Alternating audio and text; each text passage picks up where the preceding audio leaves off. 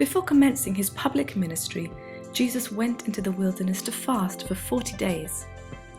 He returned from the wilderness in the power of the Spirit, and then began ministering with authority and power. In the Sermon on the Mount, Jesus taught his disciples how to pray and fast. It was his expectation that they would do both. So if fasting was a key to Jesus' effectiveness, it must be so for his disciples. Fasting and prayer are the first works we must perform if we want to do the greater works to which Christ calls us. Through this powerful spiritual discipline of fasting, we put the flesh in its place and the Holy Spirit in first place. We teach our bodies and our appetites patience. Fasting helps us redirect our energies towards God, towards the scriptures and towards intercession. Our fasting does not persuade God to do something against his will, but by fasting we declare that our hunger for God is greater than our hunger for our appetites. It is one way to deny ourselves, to take up our cross and follow Jesus, as his strength is revealed in our weakness.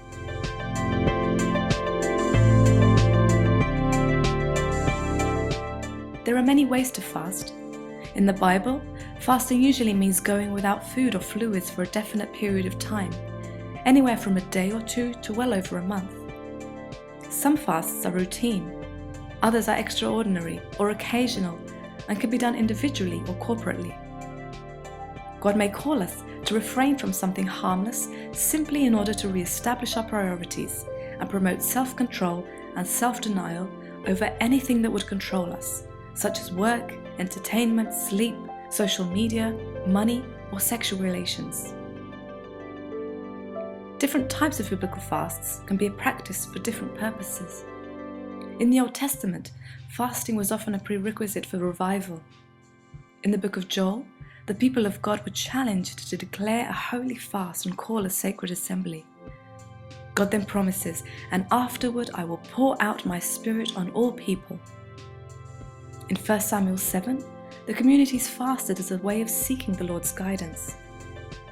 The Elijah fast was undertaken by crying out to God in times of trouble. The Daniel fast was key to physical health and strength. And in Esther 4, we read that she called her people to enter a corporate fast for deliverance. What are we doing to nourish our spirit? How often do we choose over self-denial and spiritual vitality, over self-indulgence and fleshly satisfaction? We often forget that when our physical appetites are not in sync with the Holy Spirit, our spiritual capacity is diminished.